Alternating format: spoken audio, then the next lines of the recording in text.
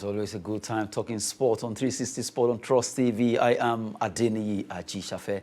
We just have to look at those stories trending again. But this time around, we start from the home scene, talking about our ladies, Nigerian Super Falcons. They will be playing against Canada. That news have been flying. And now the good thing is that they will be able to use that to fine-tune themselves ahead of the African Women Cup of Nations that will be coming up in Morocco. April 8th and 11th, those are the dates where Nigeria will be facing Canada in a friendly, a double-header friendly between Nigeria and Canada. They are a good one. At least that will give our ladies a chance to fine-tune themselves and prepare ahead, and also understand themselves better, because we have a lot of new faces in that team coming from Coach Randy Wardrum there. That's it. We are going to be using that for story to usher you into the world of sport on this hour with Olawale Peters. Good to have you. It's my pleasure to be back to the studio, Adeniyi. Yeah, that's the first story we're looking at, because now our ladies, they've qualified for Nations Cup, good one, but now they need to fine-tune themselves. They just have to, because we know what is at stake. A lot of clubs, rather countries are beginning to close in on Super Falcons, but we saw how they qualified in Giant Strike, but now playing against Canada, they'll be camping in Europe for a while. Then for them to play that game against Canada, they are ahead of the Nations Cup coming. Okay, and let me take it from here. Yes, a lot of nations are closing in on the Super Falcons, but I do say this, no matter how close your tongue it is to your nose, they will never and ever touch themselves. They will continue to close, but they will never meet us, because what? We are the queen of Africa when it comes to this competition. Then apart from us using this opportunity to prepare, to get ourselves ready, it's even a recognition that a Canadian team, they will recognize the Super Falcons among all other teams in Africa that, no, you are the best.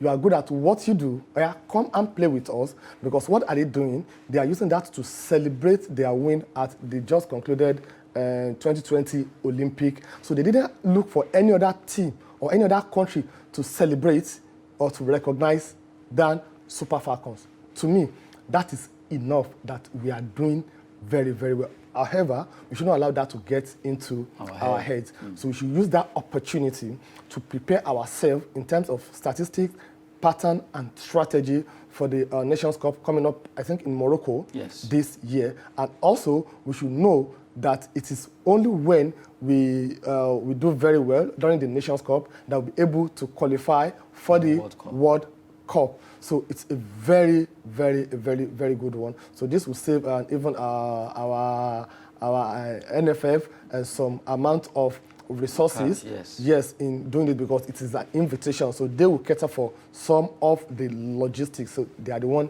inviting us. So it's going to be between 8 to 11. So that means we have like 3 days. Three days, meaning a week for them to come together to try and understand themselves better. Because we have a lot of new players coming. If you remember the last match they played, Coach Wardrum invited so many new players. And at least almost all of them justified that particular opportunity that they were given.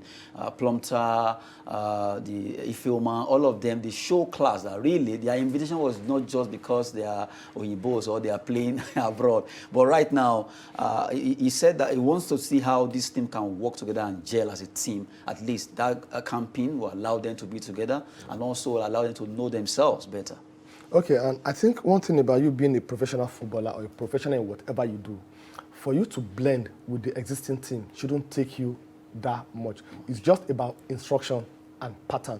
Or this is our pattern and this is the instruction I want you to follow. So as a professional, you adhere to that one strictly, and it will give you the result. That's why we saw what we saw during the qualifier, that they blended so quickly. They were like, oh, have they been playing for years? So this friendly coming up also will afford them the opportunity to even understand themselves better and to correct some mistakes they have made in the last few matches. So it's a very good one. Good one there. We're looking at the Super Falcons chances at the Nations Cup, and also not to let you know that Nigeria will be playing against Canada in a friendly, or rather a double-header friendly that will be coming up in Canada. They are a good one, and they'll be camping in Europe ahead of Nations Cup to let them work together as a team, coming from Coach Randy Wardrum and the entire squad. Super Falcons, we hope they will fly high as Falcons at the Nations Cup. Now let's move away from the women's story. Let's talk about some matches that will be coming up today. EPL, La Liga, Serie A, German Bundesliga, and not forgetting French League One. Well, to let you know, this weekend is full of action in the Nigerian National League. MPFL will also be coming up in the last game for the first stage in the MPFL. Not forgetting the NLO, NNL, all these matches will be coming up this weekend. But let's start from EPL, where we quickly look at the match that will be coming up there. Wolverhampton Wanderers versus Leeds United. You look at it, you automatically want to give it to Wolves. Football is not done on paper. it's shocking Yes. what is going on right now in the world of football. It's so unpredictable. Very unpredictable. But however, and I think Wolverhampton, they really want to continue their push for European slot comes next season. Currently, they are 8th on the table right now. So winning to this match or tonight's match will push them up a bit. Then Leeds also, you know what happened to them? I think their last 5 matches, they've won only 1. So, and losing to this also, it means that their relegation is like it's drawing them. No matter how you are running away from us, we are not dropping you. So this is not a time for them to drop any point. They may want to go for a draw, knowing the current performance of Wolverhampton. I think their last 2 matches they've won it, but the last 5 matches they won 2, they lost 3. Okay, so they will want to go out there also to win tonight's match. They are the team with the advantage tonight. While Leeds, they are the one coming with this advantage as the lesser team. But you can't tell. It's a game of football. 90 minutes. Look at what happened between Sevilla and Everton. Sevilla and West Ham yesterday. And look at what happened between Everton and Newcastle yesterday. They scored 90.9 minutes. That shows it's not over until it is over.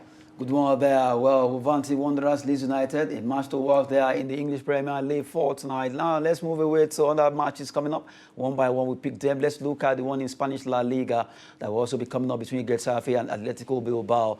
Bilbao right now, just the way it is, I want to tilt towards Athletic, but football can just be so unpredictable, as we said earlier.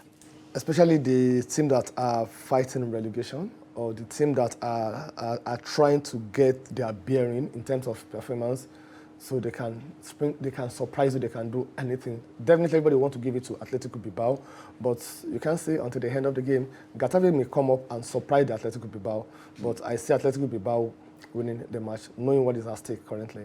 Well, let's see if truly Atletico Bilbao will listen to him and get that win for themselves against Getafe in the Spanish La Liga fixture that will be coming up. And now let's go straight to Germany. Let's look at 2 matches thereabout that will be coming up.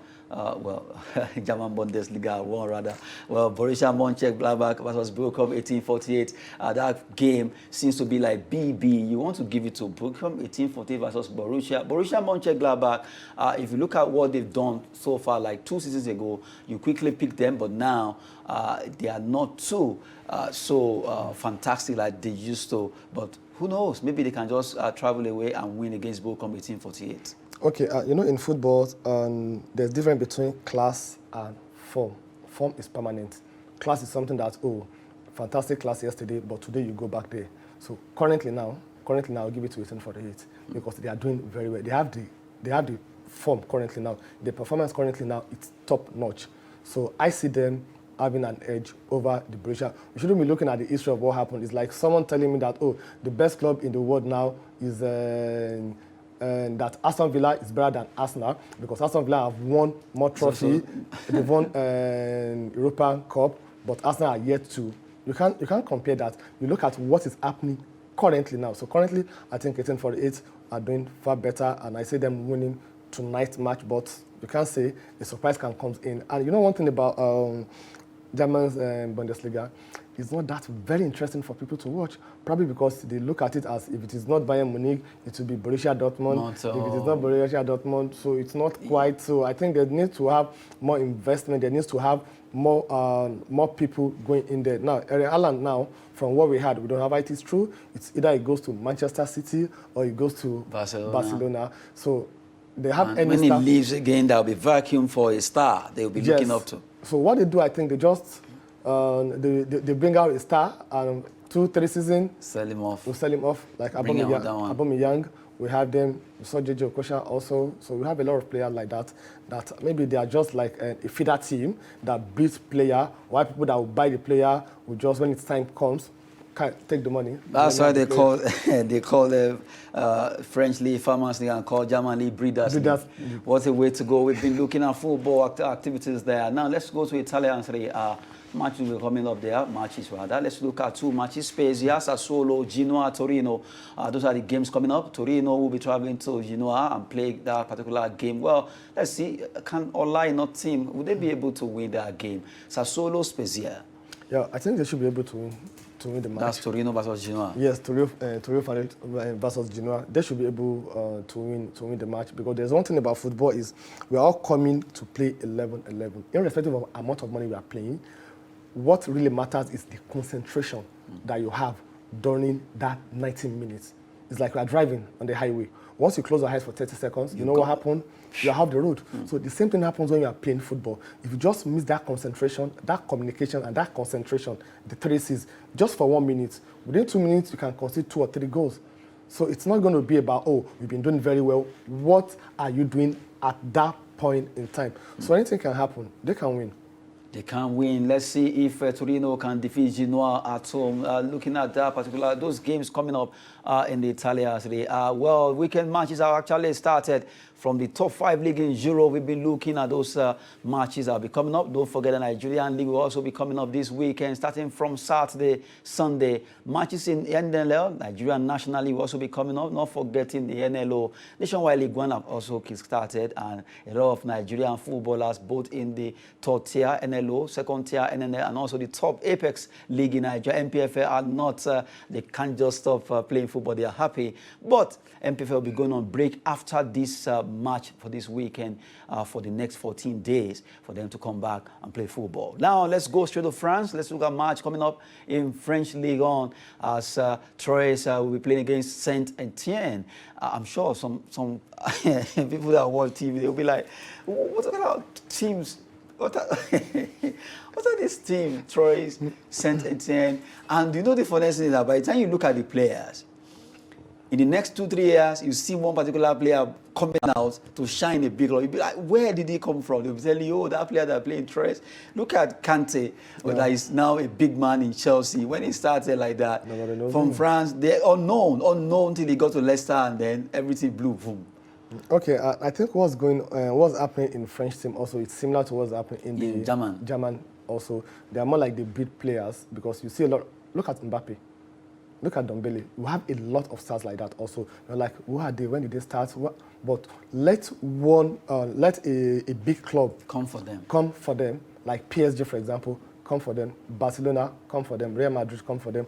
Manchester United, come for them. Before you know it, you say, who is this player? What has he been doing? It's about what they have been doing before now, but they don't have that avenue to showcase themselves, because the viewers, when it comes to all these other teams, they are very, very, very, very, very low. So just like the Nigerian league also that you spoke about earlier, we have a lot of fantastic players in this league. But because the avenue for them to showcase their talent, what do I mean? The avenue for people to see them on the TV, to watch the game, to see how skillful they are. It's restricted. It's restricted. It's not really there. So it's until when they have the opportunity to go to Belgium, France, Germany, or whatever, that is where we now, oh, look at this fantastic player. Where has he been all this while? He has been somewhere, but the opportunity to showcase. So that's the same thing that is happening over there. So, and who knows what will happen tonight, but they have their own fan base also. No matter how you think that, who is this club, what are they doing, they have their own fan base and their supporters. Let them qualify for Champions League, Europa, or that's when you know that, oh, wow, they really have a fan base. So it's going to be an interesting match to watch.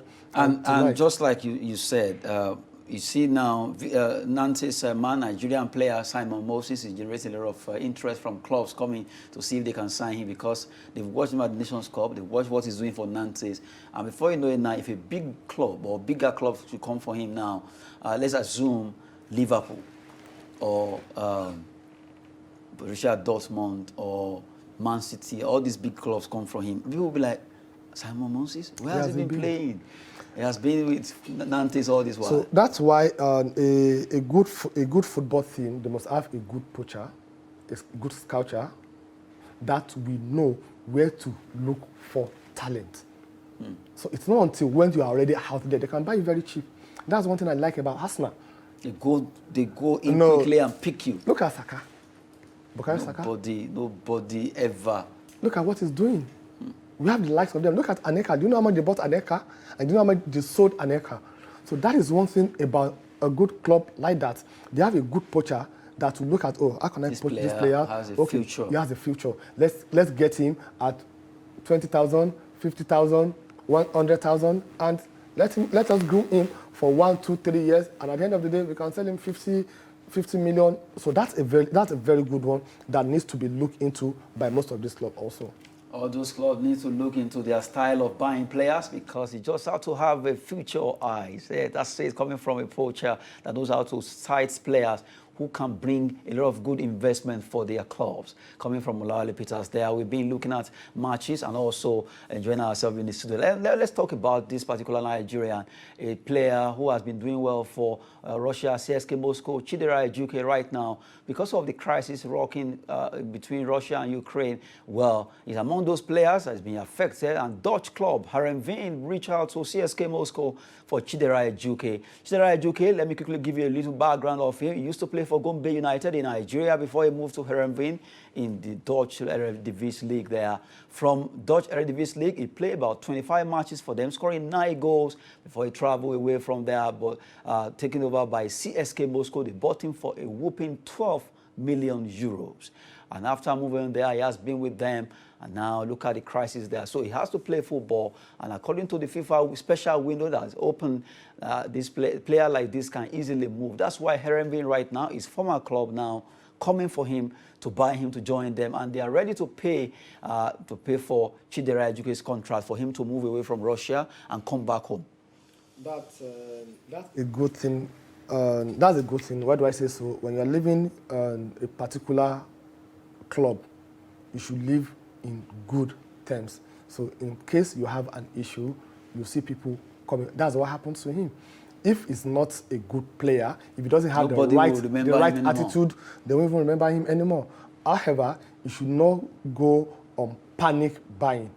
What do I mean? You shouldn't look at himself that, oh, if I didn't go back to where I came from, probably I won't be able to play football again. He's a very good player.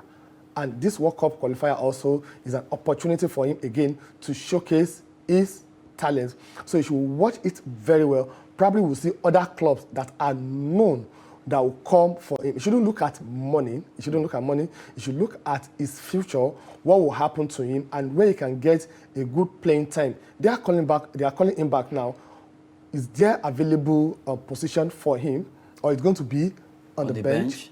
Or is it going to be so? These are the things that he needs to really look into before he agrees to move. Because the truth of the matter is, the issue in Russia right now, I don't think it's something that the league will start again this year. So it's not good for a player like that to be off the market for almost a long time. No, the same thing will happen to Victor Moses at least. Yeah. A lot of them, so many Brazilians right now already looking for clubs. And that's the way it is. We just hope that all these clubs that are ready to get these players will quickly do that for them to resume their football business. Good one for Chidera Ejuke. Hopefully that deal will be agreed and he can move back to the club where he scored 9 goals, playing 25 matches for them after moving away to join them from Gombe United. Chidera Ejuke, very good winger. Let's see what he can offer. If this deal goes through, he will be back to Dutch Eredivisie there. Now, well, in the morning we talked about a club, Manchester United, looking for at least having a 5-man short list of players: Tuchel, Lopetegui,